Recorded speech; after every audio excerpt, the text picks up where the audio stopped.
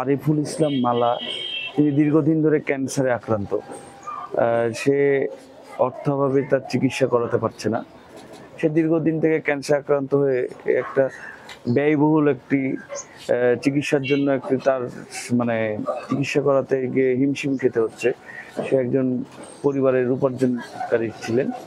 আমরা তার পাশে তার চিকিৎসার জন্য আমাদের বিএনপির ভারপ্রাপ্ত চেয়ারম্যান তারেক রহমানের পক্ষ থেকে, রাজশাহী মহানগর ছাত্র দলের পক্ষ থেকে আমরা তার পাশে আর্থিকভাবে পাশে দাঁড়ানোর চেষ্টা করেছি।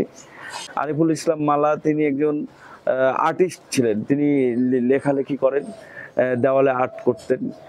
তো আমরা আমাদের সাধ্যমতো চেষ্টা করেছি তার পাশে দাঁড়ানোর জন্য, এবং আপনাদের মাধ্যমে আমি দেশবাসীকে জানাবো যে এরকম অসহায় পরিবারগুলোর পাশে তারা সাহায্যের হাত বাড়িয়ে দেন। যে আপনাকে সহযোগিতা করার জন্য আমাদের আমাদেরকে পাঠাইছেন ছাত্র দলের পক্ষে। দীর্ঘদিন ধরে আপনি অসুস্থ, ক্যান্সারে আক্রান্ত। এখন যে ওষুধ চলছে, কেমো চলছে,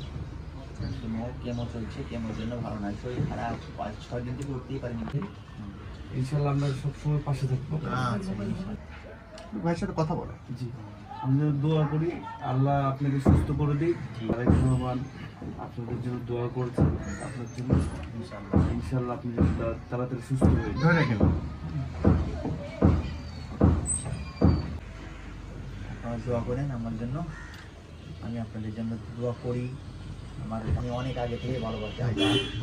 ধরেন এখন ধরেন এই মুহূর্তে ধরেন আমাদের যে অবস্থা হয়ে আছে বুঝতেই পারছেন। জি, দোয়া করি, ভালোবাসা থাকে। আর মনোবল রাখবেন, ইনশাল্লাহ সব ঠিক হয়ে যাবে।